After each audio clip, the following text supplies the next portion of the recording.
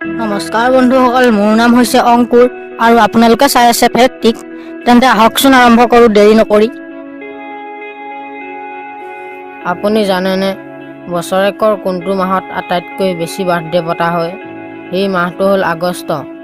কাৰণ এটা পৰীক্ষাৰ মতে গম পোৱা গৈছে যে এটা বছৰৰ প্ৰতি মাহত জন্মৰ হাৰ উলিয়ালে আগষ্ট মাহত আটাইতকৈ বেছি কেঁচুৱাৰ জন্ম হয়।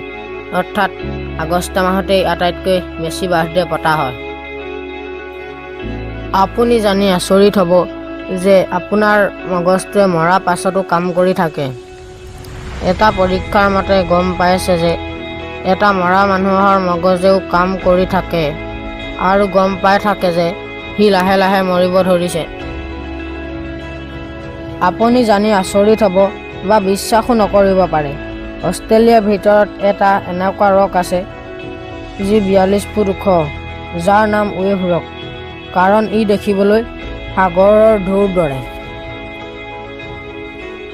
আগৰ দিনত ব্ৰিটেইন আৰু আইচলেণ্ডৰ মানুহবোৰ টোপনিৰ পৰা সাৰ পোৱাবলৈ এডাল লাঠি লৈ এটা মানুহ আহে, যাৰ নাম প্ৰফেচনেল নকাৰ আপ। এই কাৰ্যটো চলি থাকে 1920 চনলৈ। কিন্তু এতিয়া আলাম ঘড়ী হ'ল, এইবোৰৰ একো কাম নাইকিয়া। আপুনি জানি আচৰিত হ'ব যে পৃথিৱীৰ 40% মাটিৰ অংশ মাত্ৰ 6খন দেশেহে আৱৰি আছে।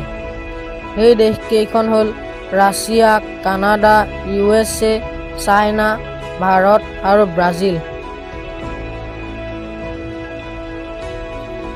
পৃথিৱীৰ 50% মানুহ এনেকুৱা যিয়ে মোবাইলৰ কল ধৰি পোৱা নাই আৰু লগাই পোৱা নাই, কাৰণ তাহাঁতৰ ওচৰত ফোন নাই বা এনেকুৱা ঠাইত আছে য'ত নেটৱৰ্ক নাপায়।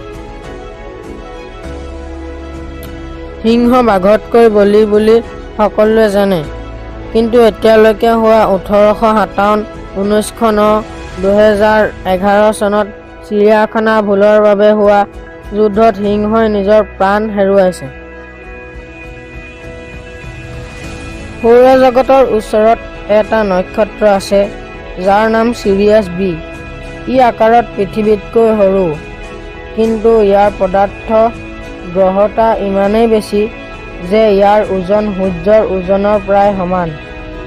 এইটো নক্ষত্ৰৰ এমুঠি পদাৰ্থৰ ওজন প্ৰায় 5 লাখ কিলোগ্ৰাম হয়।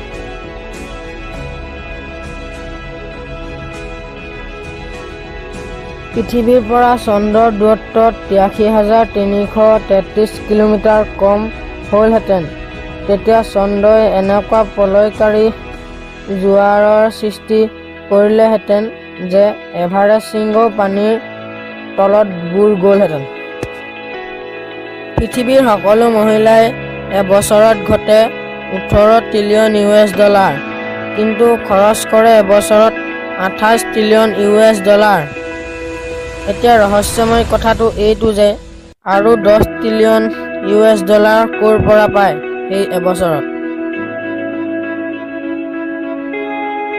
আপোনালোকে এয়া জানি অসম্ভৱ যেন লাগিব যে পৃথিৱীত যিমান জীৱ-জন্তু আছে তাতকৈও অধিক এজন মানুহৰ শৰীৰত বেক্টেৰিয়া আছে। আমাৰ ভাৰতত কিমান জনসংখ্যা আছে এয়া আপুনি জানেনে বাৰু? এয়া আপুনি নেটত চাৰ্চ কৰি চাওক। অষ্ট্ৰেলিয়াত যিমান জনসংখ্যা আছে তাতকৈ বেছি আমাৰ ভাৰতত কেঁচুৱা জন্ম হয়। আপুনি জানিছিলে নি যে এলবাৰ্ট আইনষ্টাইনৰ মগজটো আমাতকৈ বেছি পাতল? এটা পৰীক্ষাৰ মতে গম পাইছে যে এলবাৰ্ট আইনষ্টাইনৰ মগজটো এটা সাধাৰণ মানুহতকৈ 130 গ্ৰাম বেছি পাতল। আপুনি লাগিলে যিমানেই বলৱান হওক, আপোনাৰ গাত যিমানেই বল থাকক, কিন্তু এটা পৰীক্ষাৰ মতে গম পোৱা গৈছে যে কোনো সৰু বৰ্গাকাৰ শুকান কাগজ এখনক আধা আধা কৰি 7 বাৰতকৈ অধিক ভাঁজ কৰিব নোৱাৰে।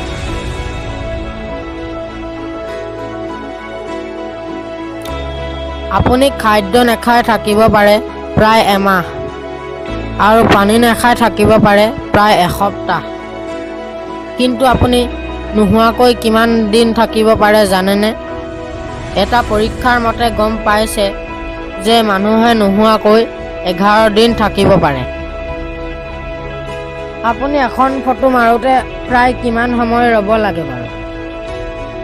কিন্তু 1894 চনত প্ৰথম কেমেৰাটো আৱিষ্কাৰ হৈছিল। সেই কেমেৰাটোৱে এখন ফটো তুলিবলৈ প্ৰায় 8 ঘণ্টা সময় লৈছিল। মানুহে কয় যে ভিডিঅ' গেম খেলাটো বেয়া, মগজৰ বাবেও বেয়া, চকুৰ বাবেও বেয়া। মানুহে যেতিয়া ভিডিঅ' গেম খেলে তেতিয়া মানুহে আটাইতকৈ বেছি সিদ্ধান্ত ল'ব পাৰে সেই সময়ত। আপোনালোকে জানেনে পালতৰা নাও কেতিয়া আৱিষ্কাৰ হৈছিল? এয়া জানি আচৰিত হ'ব যে পালতৰা নাও আৱিষ্কাৰ হৈছিল পেৰাচুট আৱিষ্কাৰ হোৱা 1 শতিকাৰ পাছত। এটা পৰীক্ষাৰ মতে গম পাইছে যে 2000টা ডাঙৰ বেলুন ভৰাবলৈ যিমানখিনি বায়ুৰ প্ৰয়োজন, নীলাতিমিয়ে অকলেই সিমানখিনি বায়ু এবাৰ উশাহত ল'ব পাৰে।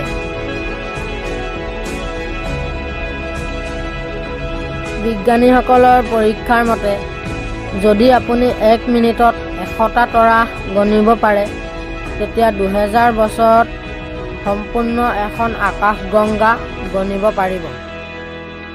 যদি আপোনাৰ ভিডিঅ'টো ভাল লাগিল তেন্তে লাইক কৰক। এনেধৰণৰ ভিডিঅ' পাবৰ বাবে মোৰ চেনেলক ছাবস্ক্ৰাইব কৰক আৰু আপুনি যদি এই খবৰ বন্ধু বান্ধৱীক জনাব বিচাৰে তেন্তে ভিডিঅ'টো শ্বেয়াৰ কৰক।